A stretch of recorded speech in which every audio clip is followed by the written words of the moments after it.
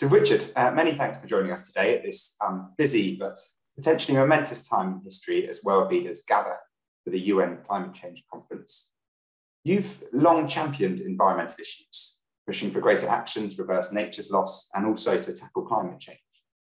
And of course, this led you to become an ambassador for the Wildlife Trust last year and a patron for your local Cheshire Wildlife Trust. In your role as Managing Director for Iceland Foods, you've also led many sustainability initiatives. So could you just start telling me why you think it's important for businesses to have nature in recovery?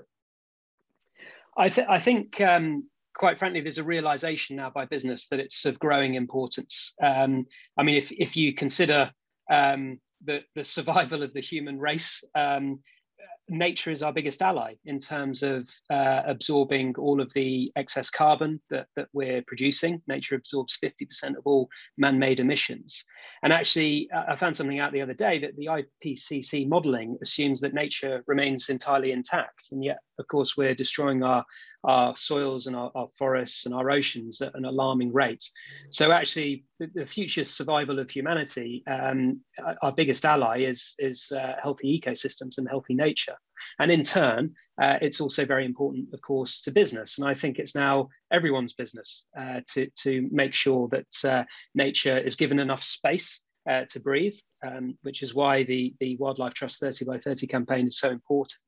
But also it's about protecting future business models. If you look at my own industry, the food industry, we rely on healthy soils and healthy farming techniques. And of course, farming in the UK has been at war with nature for far too long. So this is about the long-term validity of our business, ensuring future supply chains of food, and making sure that nature is our biggest ally in terms of combating climate change. Brilliant. So you mentioned the Wildlife Trust 30 by 30 campaign, and that's a campaign to get 30% of land and sea in recovery, connected and protected for nature by 2030. And the government have committed to this target, but maybe we don't think their level of ambition has been strong enough. Do you think the government could do more to get us on the target to 30% of land and sea connected and protected for nature by 2030? Yeah, absolutely. And like you say, connected as well is so important so that we can create corridors for wildlife. I think, of course, the government can do more, and therefore it's down to the fantastic work of NGOs like the Wildlife Trust, but also business leaders as well to say, look, we are up for this. This is important to our business models. And we think this is the right thing to do from a long-term economic security point of view as well. I think the government can do more. They are already including potentially some national parks, which are protected, but of course have very low biodiversity value because they've been depleted over such a long time. So we need to make sure that 30% of our land is genuinely secure and given protection, but that it also is invested in to promote wildlife regeneration as well. You say that businesses have a really important role in putting us on this path to 30% by 2030.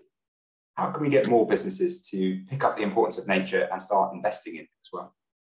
Yeah, it's always a conundrum, and it shouldn't be so because nature is so obvious and all around us, and yet it's very intangible from a business perspective to measure it. And as we say in business, you can't improve what you can't measure. I think carbon reduction has actually gone a long way in recent years because we have one unifying goal of net zero.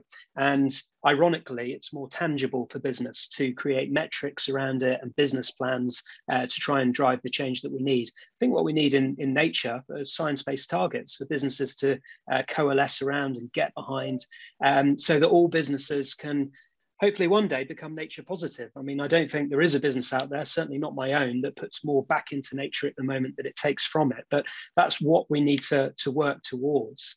And I think only by kind of properly measuring our impact on nature, advocating to other businesses and sharing what we learn, can we improve things. I should just add, we've created a nature handbook for business through my work with the Council for Sustainable Business, which I think is really important to show other businesses, A, why nature is so important, not just to humanity, but to their own business models and the future survival of their business, but B, what impact they can have to reduce reduce their impact on nature, but also to help restore it as well as we get towards 2030, which I think, every business should now be focused on to try and get nature positive by 2030.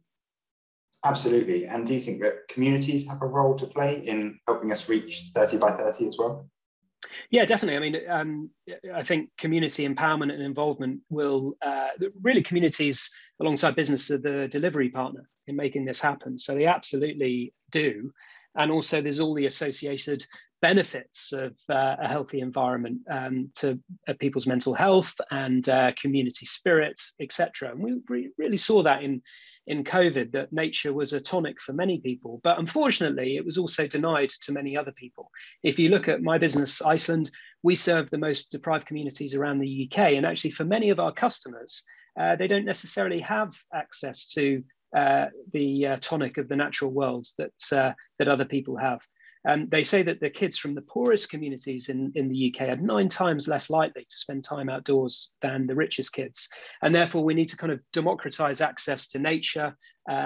We've done something called Backyard Nature, which is to try and get the kids of our customers more engaged with the nature on their doorstep, even if they're living in cities.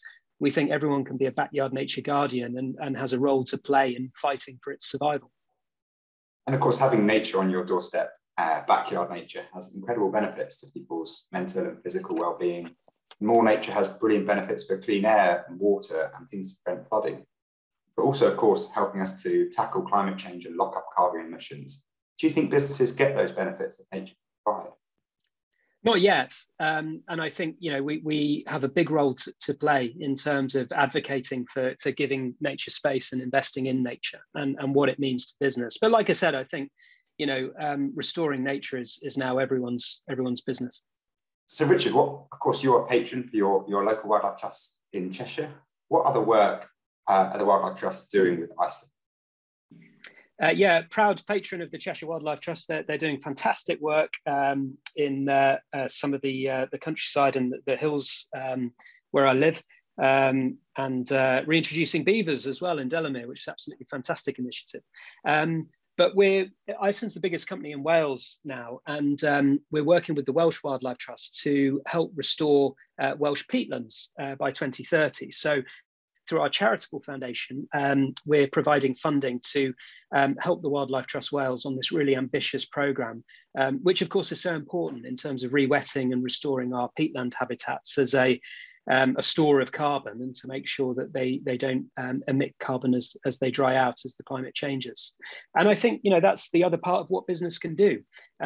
We can advocate, like our work through the Council for Sustainable Business, through our charitable donations, such as our work with the Wildlife Trusts, or planting 1 million mangrove tree forest in Indonesia to help restore habitats there and provide jobs for local communities. And then, of course, our day-to-day business, where we can look at our supply chains and the impacts we're having and look to seek to improve them, such as removing palm oil from our own label products, looking to source alternative to Brazilian soy, which is causing deforestation in the Amazon. And of course, our work on plastics as well, because plastics are choking the life out of the marine environment. So I think business has a wide range of levers that it can pull to try and help fight for and restore nature. Brilliant. I was lucky enough to see the beavers in Delamere a few months back.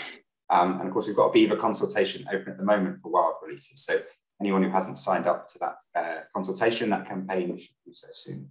No, you were luckier than me, because I spent all evening there and unfortunately saw lots of signs of beavers, but stood in the rain for hours and never actually saw beavers. But it was still a great trip, and it's a fantastic initiative. Brilliant. So you're off to COP in the next few days. What are you most looking forward to when you go there? I think partly just soaking up the atmosphere. I think it's really important that all stakeholders are represented there, and to show that business stands sort of willing and able to fight for nature, to fight for climate.